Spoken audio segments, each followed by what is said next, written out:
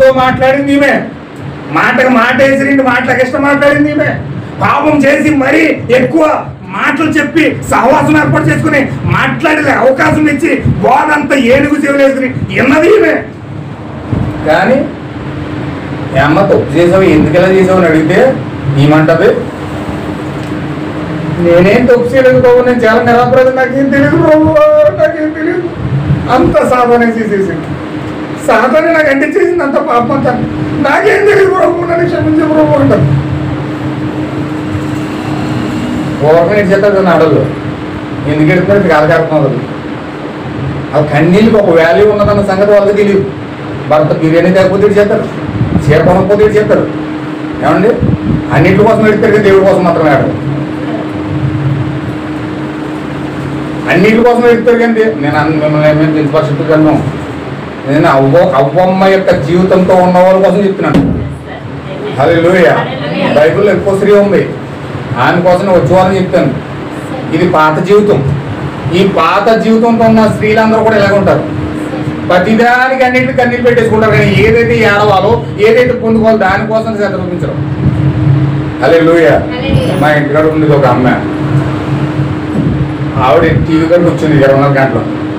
TV కాడికి వచ్చింది, serial వచ్చింది అనుకోండి, అత్త కోళ్ళ కొట్టుకుని ఏడుతూ ఉంటే మాట బాగా ఎమోషనల్ సీన్స్ వచ్చినప్పుడు మాట అట్టుకుని ఏడుతూ ఉంటే ఇక్కడ చీర కొంగంత తుడి చేసుకుని ఏడు చేసేది, తుడి చేసుకుని ఏడిచేది, కళ్ళంతా చీర అంతా తడిచిపోయింది. ఏంటమ్మా అలా తడిచిపోతుంది, ఎందుకలా ఏడిచేద్దాం అంటే సీన్ చూడు బాబా, ఎంత బాధ వచ్చింది ఆమెకి. ఆమె నట్టెందుందన్న సంగతి ఏమి తెలియదు, ఆమెకి ఎంత బాధ వచ్చిందమ్మా అంటే ఆవిడ బాధ కోసం పెడుతుంది. హల్లెలూయా. అంటే టీవీలో సీరియల్ కోసమో, సినిమాల కోసమో, అనవసరమైన కార్యాల కోసమో ఏడ్చేటోళ్ళు ఉన్నారు. కానీ నిజమైన జీవాన్ని పొందుకొని ఒప్పుకొని దేవుడి దగ్గర బ్రతిమాలుకొని జీవాన్ని పొందుకునేటోళ్ళు లేరు. హల్లెలూయా. ఈమె ఏం చేస్తుందో చూడండి. దేవుడు అడిగినప్పుడు, దేవుడు మాట్లాడుతున్నప్పుడు, ఒక పాస్టర్ ప్రసంగం చేస్తున్నప్పుడు పలానా తప్పు నువ్వు చేసావని దేవుడిని గద్దిస్తున్నప్పుడు పశ్చాత్తాపడడానికి బదులుగా, ఒప్పుకోవడానికి బదులుగా కొంతమంది పంపకాలు పనిచేస్తారు. ఏదైనా వాక్యం చెప్తున్నాం అనుకోండి, మా ఈశ్వరపురం చర్చిలో కొంతమంది ఉండేవారు. వాక్యం చెప్తుంటే వాక్యం అంతా అయిపోయిన తర్వాత బయటకు వచ్చాను వాడు, ఇవాళ పలానోడికి మొక్క చిట్లిపోయింది, మాస్టర్ కొట్టాడండి, ఇవాళ మొత్తం ఎడబెడ వాన్ చేయడండి, ఎవరంటే పలానోడండి, అడిగి అయిపోయింది ఏమంతాను. మరి నీకేం చెప్పలేదా, నువ్వేం పొందుకోలేదా? అంతా వాక్యం అంతా అలాగే వచ్చిందని నాకేం రాలేదు, మరి ఎందుకు వచ్చావు గుడికి అంటే వాక్యం నీతో మాట్లాడుతున్నప్పుడు సరి చేసుకోవడం బదులుగా పక్కడుకు నెట్టేస్తాడు. పాస్టర్ వాక్యాన్ని మాట్లాడుతుంటే ఈయన మోకరించి పశ్చాత్తాపడడానికి బదులుగా ఈయన తీసుకెళ్ళి ఇంకొకరిని నెట్టేస్తాడు. నాకు అవసరం రాలేదు ఇవాళ వాక్యం, నేను పరిశుద్ధురా, నీతిమంతుడిని, నేను చాలా పరిశుద్ధుడిని, నా కోసం చెప్పలేదు పాస్టర్ గారు, అంతా పక్కడుకోమని చెప్పాడు. హల్లెలూయా. దేవుని మహిమ కలుగును గాక. అంటే ఒకరి మీద ఒకరు నెట్టేసుకుని, ఒకరి మీద ఒకరు సాడీలు చెప్పేసుకుని, ఒకరి మీద ఒకరు విరోధంగా మాట్లాడుకుని, ఒకరి మీద ఒకరు వ్యతిరేకంగా సమాధానాలు చెప్పే ప్రక్రియ ఎక్కడ ప్రారంభమైందండి? ఏదైనా తోటలో ప్రారంభమైంది. అది ఇప్పటి వరకు కూడా నీలోను నాలోను కొనసాగుతూనే ఉంది. ఏదైనా తప్పు చేసావంటే పలానా నోటు చేస్తాడని చెప్తావు తప్ప, అందరి ముందు ఏలెత్తి చూపెడతావు తప్ప, ఒకరి ముందు ఏలెత్తి చూపెడుతున్నావు అంటే మిగతా 4 ఏళ్ళు నీకే చూపెడుతున్నాయన్న సంగతి నీకు తెలియదు. పక్కోడు పొరపాట్లు కనపడతాయి అన్నీ, నీ పొరపాట్లు మాత్రం నీకు కనపడవు. నువ్వు అంత నీతిమంతుడిలాగా కనపడతావు, నువ్వు అంత పరిశుద్ధులాగా కనపడతావు, పరమాత్ములాగా కనపడతావు. నువ్వు అన్ని నీ తప్పులు మాత్రం నీకు కనపడవు. హల్లెలూయా. ఎవరు కూడా ఎదురుకోకుండా అద్దంలో చూసుకున్నప్పుడు గంట పోతే కనపడుతుంది, కానీ వెనక పోతే కనపడుతుందా? కానీ వెనక పోతే చూస్తారు దేవుడు. ఎవరు చూసినా వెనక పోతే చూస్తారు, నువ్వు చూస్తే నీ ముందర పోతే చూసుకుంటావు, మరి వెనక పోతే ఏమండి? ఒక ఆయన స్నానం చేస్తాడు, స్నానం చేసి చూడట, పొట్టంతా ఉద్దేశం తెల్లగా వచ్చేసాడు, ఉద్దేశం ఈ పువ్వులు వేసాడు, ఈ పువ్వులు ఎత్తే ఈ పువ్వు మొత్తం ఎంత పొక్కులు వేసేసినాయి. ఇంతంత బొక్కులు వేసేసి ఆ మంచు ఆ చెమట బిందువులన్నీ ఏకమైపోయి ఇంతంత బొక్కుల కింద వేసేసి డాక్టర్ దగ్గరికి వెళ్ళాడు. డాక్టర్ దగ్గరికి వెళ్తే డాక్టర్ అన్నాడు, ఏమో ఈపు తోముకో నువ్వు తాను చేసినప్పుడు అన్నాడు. నాకు ఈపు అందట్లేదు అన్నాడు. ఈపు అందట్లేదు అని అడిగితే తోమట్లేదు అన్నాడు. అందుకే ఇలా తయారైంది. అలా కాదు, నీకు బ్రష్ ఇస్తాను, నువ్వు తోమిన స్నానం చేసినప్పుడు దాంతో చెయ్యని చెప్పి ఆ పరిష్కారం చెప్పాడు. ఆ స్నానం చేసినప్పుడు అలా ఈ పెట్టి అలా తోముకుంటుంటే వారం రోజులు అయినట్టు ఒక పొక్కులను తగ్గిపోయాడు. హల్లెలూయా. అంటే పొట్ట అందుతుంది కాబట్టి శుభ్రంగా పొట్టనే తోముకున్నాడు, కానీ వెనకాల అన్నట్లయితే ఉండదు. అలాగే ప్రతి మనిషి కూడా అవకాశవాదంతో తనకు కనిపించేవే మాట్లాడతాడు తప్ప తనకు కనపడిన ఎన్నో ఉన్నాయి వెనకాల. ఎదుటోడిని ఏది చూపించడానికి ఎదుటోడు కనపడతాడు, కానీ మరి నీలో ఉన్నాయి నీ పాపాలు, నీ శాపాలు, నీ అతిక్రమాలు, నీ దోషాలు, నీ అబద్ధాలు, నీ మోసాలు. ఇవెందుకు కనపడలే? ఇవెందుకు నువ్వు చూడట్లే? నీకు కనపడవు. ఎదుటోడి కనపడతాడు. తేడా ఉన్నాడు కదా, ఎదుటికోండి కనపడతాడు. హల్లెలూయా. ఏదే తోట ప్రారంభమైందండి ప్రక్రియ. అంతే ఆడి ఈడు అంటారు తప్ప వీళ్ళు మాత్రం సరి చేసుకోరు. వీళ్ళకి మాత్రం సరి చేసుకుంటే తెలియదండి. సాతాను అంత భయంకరంగా వీళ్ళ లోపల ఉండి అవ్వను మోసం చేసినట్లుగానే ఆదామును మోసం చేసినట్లుగానే ఈ రోజు వీళ్ళు కూడా మోసం చేస్తుంది. హల్లెలూయా. దేవుని నామమునకు మహిమ కలుగును గాక. అందుకు దేవుడైన యెహోవా సర్పముతో, నీవు దీన్ని చేసినందున పశువులన్నిటిలోనూ భూజంతువులన్నిటిలోనూ నీవు శపింపబడిన దానిపై నీ కొడుకుతో ప్రాకుచు నీవు బ్రతుకు దినములన్నీ మన్ను తిందు. అదనమాట. ఇప్పుడు జంతువుగా ఉన్న సర్పము ఇప్పుడు ఇక్కడ జీవుగా మారిపోయింది. దాని కాళ్ళు చేతులు ఇరిసేసి ఆయన ఏం చేశాడంటే, నీవు బ్రతుకు తినాలని నీవు కూడా మట్టి తింటావని చెప్పి దాన్ని జంతువుగా ఉన్న జంతువుని జీవిగా మార్చేశాడు దేవుడు. అప్పటి నుంచి సర్పము పొట్టమే పాకడం మొదలెట్టింది. ఏదైనా తోటలో సర్పానికి 2 కాళ్ళు ఉన్నాయి, 2 చేతులు ఉన్నాయి. కానీ ఎప్పుడైతే అవ్వ చేత పాపము చేయించిందో మరుక్షణము అది పొట్టతో పాకి పోమైంది. అంటే మొట్టమొదటిగా పాపానికి ప్రారంభము పునాది వేసిన జంతువు ఎవరంటే సర్పం. అందుకే ఈరోజు సర్పాన్ని ఆరాధించే సర్పదేవతలకు ఆరాధికులు ఎక్కువైపోయారు. మీరు ఎక్కడ చూడండి సర్పము లేని గుడి ఉండదు, సర్పము లేని గుడి ఉండదు. ఎందుకని? అసలు పాపాన్ని ప్రారంభించింది సర్పం. పాపాన్ని ప్రారంభించింది సర్పం. ఏ పాపం ప్రారంభించింది? ఎందుకని? అసలు ఇట్లకు ఇప్పుడు నేను వెళ్తున్నాను, కొంచెం చాలా జాగ్రత్తగా వినండి సుమా. ఇప్పుడు ఏ పాపం ప్రారంభించింది? ఎందుకని? అది దేనికోసం దేవుడు దాన్ని శపించాడు, దేనికోసం దాన్ని కాళ్ళు చేతులు ఇరిచేశాడు, దేనికోసం దాన్ని జంతువులన్నిటిలో శపించబడినదై జీవిగా మారిపోయింది అని మనం చూస్తే ఒక్కసారి 15వ వచనం చూడండి. నీకును స్త్రీకిని నీ సంతానమునకును స్త్రీ సంతానమునకును వైరము కలుగు చేసేది, అది నిన్ను తల మీద కొట్టును, నీవు దాన్ని మడి మీద కొట్టిదు అని చెప్పాను. ఆయన స్త్రీతో నీ ప్రయాసమును నీ గర్భ వేదనను నేను మిక్కిలి హెచ్చించెదను, వేదనతో పిల్లలను కందుకు, నీ భర్త ఎడల నీకు వాంఛ కలుగును, అతడు నిన్ను ఏలునని చెప్పాను. ఆమేన్. హల్లెలూయా. అప్పుడు వరకు పురుషుడితో సమానంగా ఉన్న స్త్రీ, సమానత్వంతో ఉన్న స్త్రీ, పురుషుడు స్త్రీ ఏం తేడా లేదండి. పురుషుడికి ఎంత అధికారం ఉందో స్త్రీకి ఎంత అధికారం ఉంది. పురుషుడు ఏ స్థానంలో ఉన్నాడో స్త్రీ కూడా అదే స్థానంలో ఉంది. కానీ ఎప్పుడైతే పాపం చేసిందో ఆ పాపం చేసిన మరుక్షణమే స్త్రీ యొక్క స్థానం పడిపోయింది. హల్లెలూయా. ఏమైందండి? ఎందుకంటే ఈమె ఫలం తిన్నందుకు ప్రెగ్నెంట్ అయింది. ఈమె ఫలం తిన్నందుకు నెలసరి స్టార్ట్ అయింది. స్త్రీకి 28 రోజుల తర్వాత నెలకి నెలసరి వస్తుంది. ఆ నెలసరి ఈ ఫలం తిన్న తర్వాత నెలసరి ప్రారంభమైంది. అంతకుముందు ఆమెకు నెలసరి లేదు. అంతకుముందు ఆమెకి నెలసరి నెల ఆమె భయంకరమైన వేదంతో భరించే ఆ భారభరితమైన జీవితము ఆమె జీవితంలో లేదు. కానీ ఎప్పుడైతే ఈ ఫలం పండు తిన్నదో, ఎప్పుడైతే ఈ ఫలం తిన్నదో ఈమెకు నెలసరి ప్రారంభమైంది. ఆయన ఏం చేస్తున్నాడంటే గర్భాన్ని శపిస్తున్నాడు. ప్రసవ నొప్పులు స్త్రీకి లేవు. ఆమె ప్రసవం జరిగించడానికి భయంకరంగా మరణంలోనికి వెళ్ళి వస్తుంది. ఆ మరణంలోనికి వెళ్ళే స్థితి ఆ యొక్క పాపము ద్వారా, ఆ ఫలం తినడం ద్వారా ప్రసవ నొప్పులు పెరిగినాయి. నెలసరి వచ్చేసింది. ఏమండి అర్థమవుతుందండి? ఈ స్త్రీకి నెలసరి వచ్చేసింది, ప్రసవ నొప్పులు వచ్చేసినాయి. దేవుడు ఏం చేస్తున్నాడంటే నీ భర్త ఎడల నీకు వాంఛ కోరిక కలుగును అంటున్నాడు. హల్లెలూయా. అంటే ఒక స్త్రీకి పురుషుడి పట్ల కోరిక కలిగేటట్లుగా దేవుడు ఆమెను శపించాడు, ఆమె వ్యామోహంలో పడేటట్లుగా. అందుకే పురుషుడు స్త్రీ యొక్క వ్యామోహంలో ఎందుకు పడిపోతాడంటే ఆ వ్యామోహంలో లాగేది స్త్రీ. ప్రపంచాన్ని జయించిన పెద్ద పెద్ద పెద్ద చక్రవర్తులు ఒక స్త్రీ ముందు కుప్పకూలిపోయాడు. ఎందుకని? ఆ స్త్రీ యొక్క వ్యామోహం అటువంటిది.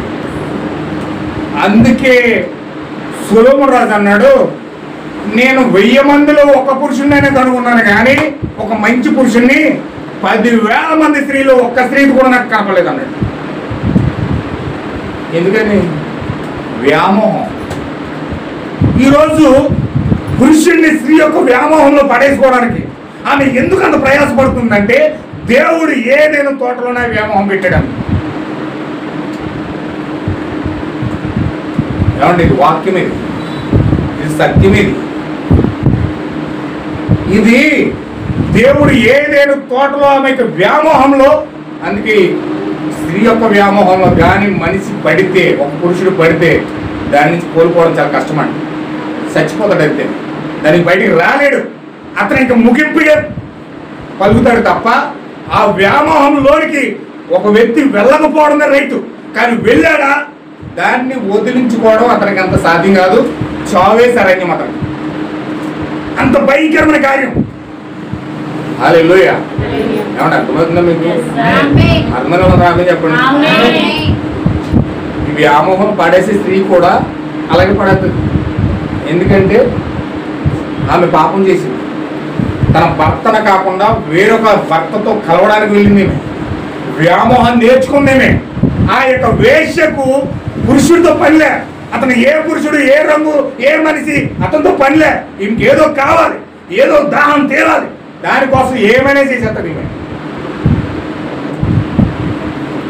హల్లెలూయా. ఈ కాలంలో ప్రవక్త ఆ యొక్క స్త్రీ కోసం చెప్తూ మ్యారేజ్ అండ్ డైవోర్స్ అనే మెసేజ్లో, విడాకులు వివాహం అనే మెసేజ్లో చెప్తూ చాలా భయంకరంగా పదాలు వాడాడండి. అలాంటి పదాలు కొన్ని వాడుతూ మీరు చాలామంది అభ్యంతర పడిపోతారు. ఎందుకంటే అభ్యంతర పడేయడానికి, ఎందుకంటే పరిశుద్ధాత్మ లేకుండా విషయాలనేవి, అలాంటి విషయాలనేవి చెప్తే చాలామంది అభ్యంతర పడతారు. యేసుక్రీస్తు ఒకసారి అలాగే విషయాలు చెప్పేసాడు. నా శరీరం తిని నా రక్తం తాగినోడే నిత్యజీవముడు అన్నాడు. యేసుక్రీస్తుకి 82 మంది శిష్యులండి. 12 మంది కాదు, 82 మంది. ఈయన ఏమన్నాడంటే నా శరీరం తిని నా రక్తం తాగినోడే. ఏంటి? నీ రక్తం మీద తాగలా, నీ శరీరం మీద తినాలా? మేము ఏమన్నా నరరూప రాక్షసులు అనుకున్నావా? నువ్వు దేవుడువా? నువ్వు మెస్సేవా? నేను మిమ్మల్ని వెంబడించాలా? నీకు నీ బోధకు నమస్కారం ఆయన అని చెప్పేసి 70 మంది అటు నుంచి అటు జంప్ అయిపోయి మళ్ళీ జీవితంలో యేసుక్రీస్తుని కలవలేదు. ఎందుకని? యేసుక్రీస్తు బోధ వాళ్ళకి ఎలా కనిపించిందంటే ఆయన దేనికోసం మాట్లాడుతున్నాడు? నా శరీరం తిన్న రక్తం దాన్ని నిత్య చేయకూడదు అంటే రాబోయే రోజుల్లో ఆయన శిలువలోకి వెళ్ళి రక్తం కాచి అది నిబంధన రక్తం కింద ఆయన ఫ్యూచర్లో దేవుడు పిల్లలకి ఇవ్వబోతా ఉన్నాడు. దానికోసం దేవుడు మాట్లాడుతున్నాడు. వినువులు కాగా అర్థమైంది. అది ఏంటి? నీ రక్తాన్ని తాగలా, మేము నరరూప రాక్షసులు అనుకున్నావా అని చెప్పి అటు నుంచి అటు జంప్ అయిపోయి మళ్ళీ పారిపోయి మళ్ళీ ఇప్పుడు కలవలేదు యేసుక్రీస్తుని. 12 మంది మిగిలారు. ఇంకా ఆ 12 మంది యేసుక్రీస్తుని వెంబడించారు. కొన్ని విషయాలు బయలుపరచబడిన సమయంలో బయలుపరచలేమా, చెప్పలేము. చెప్తే చాలా అభ్యంతరకరంగా ఉంటాయి. ఏం పాస్టర్ గారు ఎలా మాట్లాడుతున్నాడు అనుకుంటారు. హల్లెలూయా. దేవుని నామమునకు మహిమ కలుగును గాక. అయితే ఇక్కడ ఏం జరుగుతుందంటే ఈ యొక్క వ్యామోహం అనేది చాలా ప్రమాదం. స్త్రీ యొక్క వ్యామోహంలో ఎన్నడూ కూడా పడడానికి ప్రయత్నం చేయకండి పురుషులారా. ఎప్పుడు కూడా పురుషులకు ప్రయత్నం చేయకండి. ఎప్పుడైతే అవ్వ యొక్క స్థితిలో, అవ్వ యొక్క కండిషన్లో నీవు ఉంటే ఇతరుల పురుషులను వ్యామోహం పడడానికి స్త్రీలు కూడా ప్రయత్నం చేస్తారు. మీరు ఇక్కడ అలా అవ్వ స్టేజ్లో మీరు ఉన్నారని నేను అనుకోవట్లే. అవ్వ యొక్క స్టేజ్లో మీరు ఉన్నారని అనుకోవట్లే. యేసుక్రీస్తు యొక్క రక్తం చేత మీరు కరగబడి మరొక మరియమ్మలా ఉన్నారని అనుకుంటున్నాను నేను. ఆమేన్, హల్లెలూయా. మరియమ్మ పురుషుని ఆహ్వానించడానికి ప్రయత్నం చేయలే, ఆమె పరిశుద్ధాత్మను ఆహ్వానించడానికి ప్రయత్నం చేసింది. హల్లెలూయా. అందుకే ఆమె పరిశుద్ధాత్మకు అమ్ముకుంది, పరిశుద్ధాత్మ ద్వారా ప్రెగ్నెంట్ అయింది. అయితే పరిశుద్ధాత్మ లేని స్త్రీ అనుకోండి, అవ్వలాగా ఉన్న స్త్రీ అనుకోండి, ఇతర పురుషుని ఆహ్వానిస్తుంది. ఆమె వ్యామోహం కలిగి ఉంటుంది. తన భర్త సరిపోవడానికి ఇతర పురుషులు ఓలాడుతూ ఉంటుంది. భర్త లేని సమయంలో మాట్లాడుతూ ఉంటుంది. భర్త లేని సమయంలో గురి చూసి వాళ్ళకి వీళ్ళకి ఓలేస్తూ ఉంటుంది. చాలా ప్రమాదమైన కర్మ స్త్రీ ఆమె. అవ్వ వల్ల ఏమి కూడా మారిపోయిన స్త్రీ ఆమె. వ్యామోహంతో ఉన్న స్త్రీ ఆమె. హల్లెలూయా. దేవుని నామమునకు మహిమ కలుగును గాక. ఎంతమందికి అర్థమవుతుందండి? ఇప్పుడు ఇక్కడ ఏం జరిగిందంటే, ఈ యొక్క సర్పాన్ని దేవుడు శపించి దాని కాళ్ళు చేతులు ఇరిచేసాడు. కాళ్ళు చేతులు ఎరవడమే కాదు, దానికి వెన్నెముక లేకుండా చేసేసాడు. సర్పానికి ఏమున్నదండి? వెన్నెముక ఉండదు. అందుకే అది రెండు పాములు కలిసి సరసలాడుతున్నప్పుడు అవి మస్కాడుకుంటాయి తప్ప ఒకటే లొంగాడుకుంటాయి తప్ప దాని యొక్క విత్తనం ఈ సర్పంలోకి వెళ్దాం, ఈ యొక్క విత్తనం ఈ సర్పంలోకి వెళ్దాం. మీకు అర్థమైంది నేను అనుకుంటున్నాను. నేను అవి మస్కాడుకుంటే తప్ప ఏ ఉపయోగం ఉండదు. దేనికంటే వాటికి వెన్నెముక లేదు. సర్పానికి వెన్నెముక తీసేశాడు దేవుడు. ఎందుకు తీసేశాడంటే అసలు లైంగిక కార్యం అనేది, ఆ సెక్సువల్ జీవితం అనేది దేవుడు మనిషికి పెట్టలేదు, దేవుడు మనిషికి ఇవ్వలేదు. ఆ వ్యామోహం అనేది దేవుడు మనిషికి ఇవ్వలేదు. కానీ ఈ వ్యామోహము, ఈ యొక్క సెక్స్ జీవితము అనేది ఈ యొక్క అవ్వ సర్పములకి నేర్చుకున్నాను. ఆమేన్, హల్లెలూయా. సర్పము దగ్గర సెక్స్ జీవితం నేర్చుకుని ఈ యొక్క జీవితాన్ని, వ్యామోహాన్ని అటుకెళ్ళి ఆదాముకు అప్పగించాడు. అందుకే ఈరోజు మనిషి పూజించే దానికి కారణమైంది స్త్రీ అయింది. పురుషుడికి ఆరాధ్య దేవత స్త్రీ ఎందుకయిందంటే ఆమె యొక్క లైంగికత్వాన్ని బట్టి, ఆమె యొక్క సెక్షువల్ జీవితాన్ని బట్టి పురుషుడు ఆమెకు ఆరాధన చేసేటిలోకి వెళ్ళిపోతున్నాడు. డైరెక్ట్గా చెప్పండి, నీకు ఆమెకు ప్రవక్త ఏమని చెప్పాడు తెలుసండి? పురుషుడికి దేవత అవుతారని ఎవరంటే స్త్రీయే. ఎందుకు? ఆమె యొక్క రక్తాన్ని, ఆమె యొక్క జీవాన్ని ఆరాధిస్తాడంట. స్త్రీ యొక్క రక్తాన్ని ఆరాధిస్తాడంట పురుషుడు. అలా తయారైపోయింది. లస్ట్ వేలుతో, పాపముతో, భయంకరమైన వ్యసనాలతో మనిషి ఎందుకు అంత వ్యామోహాలతో వెళ్ళిపోతున్నాడంటే ఎక్కడ చూసినా, ఏ మూల చూసినా వ్యభిచారం. చూడండి, చిన్న పిల్లలకు కూడా నేర్పించకూడదు ఈరోజు. పాపం అంటే ఏంటో చిన్న పిల్లలకు కూడా తెలియలేనంత పరిస్థితి ఈరోజు సమాజంలో ఉంది. దానికోసం ప్రత్యేకంగా క్లాసులు పెట్టి 5వ తరగతిని స్టార్ట్ చేసి డిగ్రీ వరకు ఎయిడ్స్ క్లాసులను పెట్టి పిల్లలకు స్పెషల్గా నేర్పిస్తున్నారు ఈరోజు. క్లాసులు పెట్టి, మీకు తెలుసా? క్లాసులు పెట్టి మరీ నేర్పిస్తున్నారు స్కూల్లో, ఎయిడ్స్ క్లాసులు పెట్టి.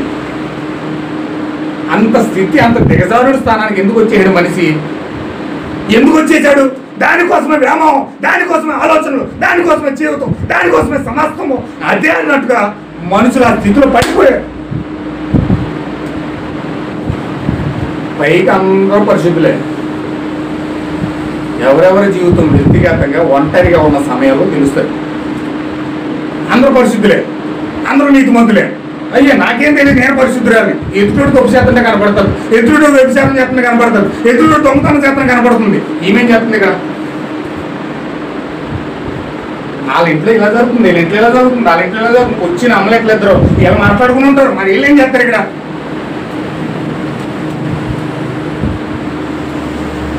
హల్లెలూయా. దేవుని నామమునకు మహిమ కలుగును గాక. అయితే ఆ వ్యామోహపు స్థితిని సాతానుడు మెల్లగా మాట్లాడి అవ్వకు ఆ యొక్క కార్యాన్ని నేర్పించి, పాపాన్ని నేర్పించి, ఇప్పుడు పాపం అవ్వలోకి ఎలా ఎక్కించాడంటే, ఒక వ్యక్తి రక్తం ఎప్పుడైతే సాతాను యొక్క రక్తము ఆ యొక్క అవ్వలోకి వెళ్ళిపోయిందో, అవ్వలో ఉన్న జంతు లక్షణాలన్నీ కూడా, సాతానులో ఉన్న జంతు లక్షణాలన్నీ కూడా అవ్వలోకి వచ్చేసినాయి. హల్లెలూయా. ఏమన్నా వింటున్నారా? ఇప్పుడు మీరు ఎంత పరిశుద్ధులుగా మొఖాలు పెట్టినా మీ యొక్క జీవితాల్లో మీ రక్తాలలో వ్యామోహాలు ఉన్నాయి, పాపం ఉన్నది, భయంకరమైన నష్టవేలుతో కొన్ని ఆలోచనలు ఉన్నాయి. అవన్నీ కూడా పూర్తిగా మనిషి వాటితో నింపబడ్డాడు. హల్లెలూయా. ఆమె వింటున్నారా? చివరిగా నేను చెప్పి ముగిస్తాను. ఇప్పుడు అలాంటి స్థితిలోకి వెళ్ళిపోయినప్పుడు ఇప్పుడు స్త్రీ యొక్క సంతానానికి దేవుని యొక్క సంతానానికి అక్కడ వైరం వచ్చేసింది, అక్కడ యుద్ధం వచ్చేసింది, కొట్టుకుంటున్నారు. ఇప్పుడు ఎలాంటి వైరం వచ్చిందో ఇప్పుడు ఆదికాండం 4వ అధ్యాయంలోకి వెళ్దాం. Okay, right. అవ్వను కూడినప్పుడు ఆమె గర్భవతి అయి కయ్యేరును కని యెహోవా దయ వలన నేను ఒక మనిషిని సంపాదించుకున్నాను. నేను అవును. అందరూ ఇక్కడ ఉన్నారా? అందరూ ఆమె చెప్పండి ఒకసారి. అందరూ ఆమె చెప్పండి, గట్టిగా చెప్పాలి. హల్లెలూయా.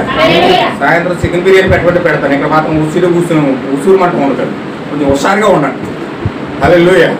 కొంచెం నుంచి స్ట్రాంగ్గా ఉంటే కొంచెం బలంగా వస్తుంది. దేవుడు నన్ను ఎందుకు అభిషేకించాడు నాకు తెలియదు, చాలా ప్రేరేపించాడు, చాలా వాక్యం ఉంది. ఇది మెల్లగా వెళ్తున్నాను, మీకు జాగ్రత్త విషయం అర్థం చేసుకోవాలని కొంచెం జాగ్రత్తగా అర్థం చేసుకోండి.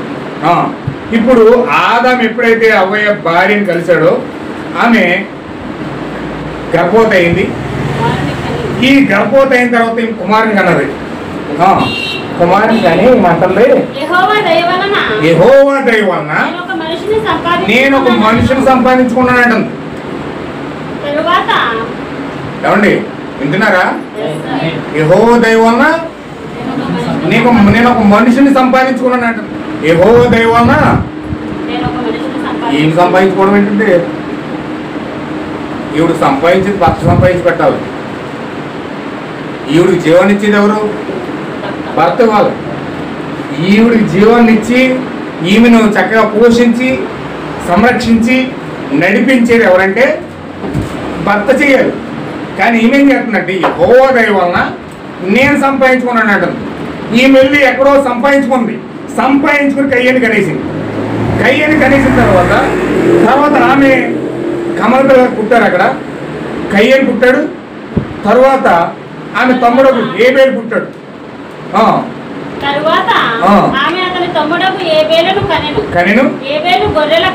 గొర్రెల కాపరి సేద్యపరచువాడు.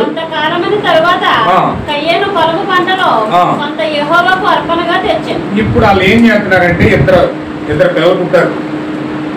మొట్టమొదటిగా స్త్రీ సంతానానికి సర్ప సంతానానికి వైర్యం పెడతాను, యుద్ధాన్ని పెడతానని చెప్పాడు దేవుడు. ఇప్పుడు యుద్ధాన్ని పెట్టి ఎలా యుద్ధం వస్తుందో ఇక్కడ చూపిస్తున్నాడు చూడండి. ఇక్కడ యుద్ధం ఎలా పెడతాడంటే ఏబేలు పుట్టాడు, కయ్యను పుట్టాడు. కయ్యను ఒక బలిపీఠం కట్టాడు. కయ్యను ఏం కట్టాడండి? ఒక బలిపీఠం కట్టాడు. ఏబేలు కూడా ఒక బలిపీఠం కట్టాడు.